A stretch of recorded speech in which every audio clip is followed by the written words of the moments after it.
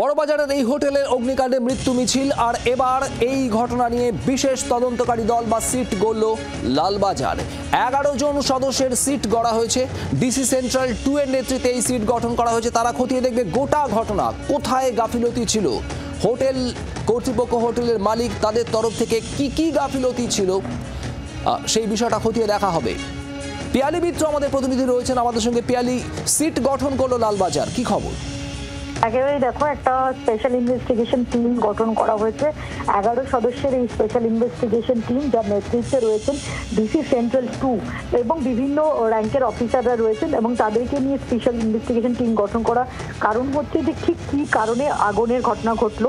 আগুনের পেছনে এই জায়গার মধ্যে বড়বাজারের হিন্দি জায়গায় যেখানে এই হোটেল, সেখানে নির্দিষ্টভাবে এই অগ্নি নির্বাপন ব্যবস্থা ছিল কিনা, সেখানে কোনো রকম গাফিলতি ছিল কিনা, সেই সমস্ত দিকটা কিন্তু এই স্পেশাল ইনভেস্টিগেশন টিম তারা তদন্ত করবে। বিশেষ করে যারা হোটেলের বোর্ডাররা ছিলেন, তার পাশাপাশি যারা হোটেলের কর্মী, যারা এই মুহূর্তে আহত রয়েছেন বা আরো যারা তাদেরকে উদ্ধার করা হয়েছে, তাদের সঙ্গে তারা কথা বলবে।